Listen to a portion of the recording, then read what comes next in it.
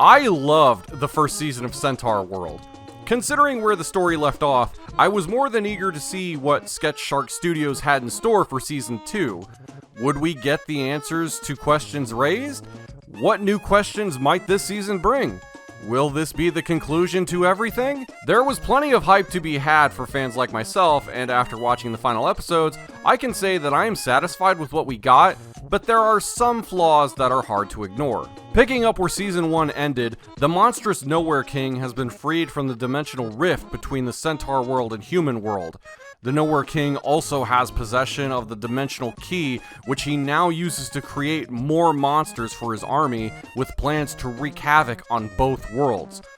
Horse and her centaur friends, along with Ryder, must work together to form an army of their own to stop the Nowhere King once and for all. The art and animation in Season 2 is on par with Season 1, with characters having smooth, fluid, bouncy movements, bright colors that stand out, and some more interesting designs for new characters that get introduced in this run of episodes. With Season 2, we also get to see more of Ryder and the goings-on in the human world, which aesthetically offers a stark contrast from the Centaur world. Characters in the human world have noticeably fewer frames of animation in their movements, which is by design, and this applies to everyone, even the centaurs.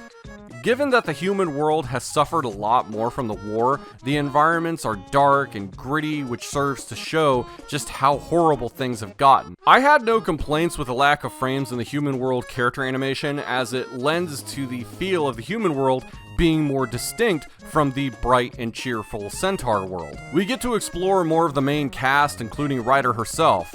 We get to learn more about Ryder as a person outside from knowing how to fight. We also get to learn more about the members of the main herd, learning more about why they are the way they are, and how they all came to find each other. The writers know who they want these characters to be, and they lean into them hard.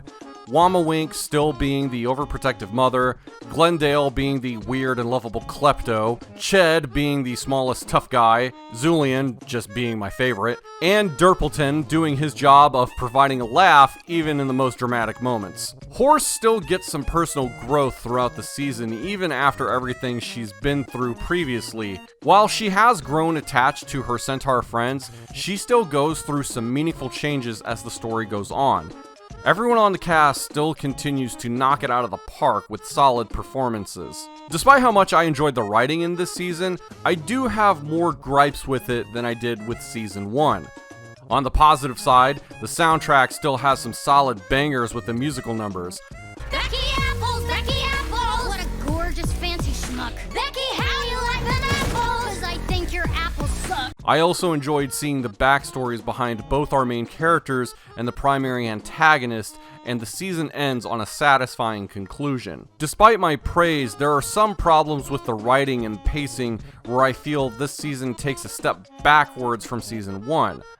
Like I said, there are still some great songs in this half of the series, but there's also too many. I get that this is a musical, but I feel like we got much less breathing room between songs than we got the first time around. Because the soundtrack is so crowded, for every one great song this season, I feel there are 4 more songs that were forgettable or not needed. In the 4th episode, we get 3 back-to-back songs with little to nothing in between them. That's not even every song in that episode. For a 27-minute runtime, there's just way too many songs crammed in. The story itself suffers from pacing issues where I feel we got a little too much filler between the more interesting parts.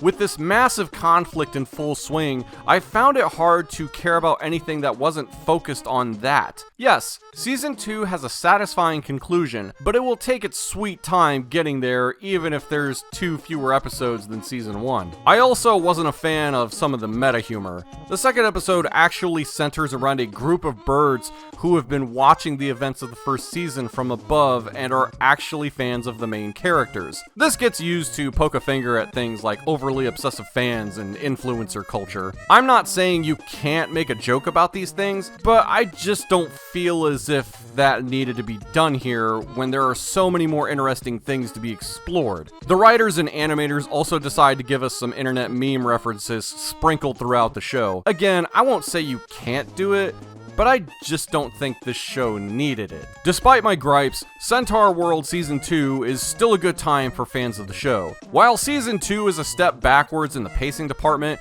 everything else is still on point with great animation, lovable characters, and a few more songs I'll have stuck in my head for a good long while. The first season was a hard act to follow, but I'm just glad that Season 2 was able to stick the landing with a satisfying conclusion. I give Centaurworld Season 2 a solid 4 out of 5.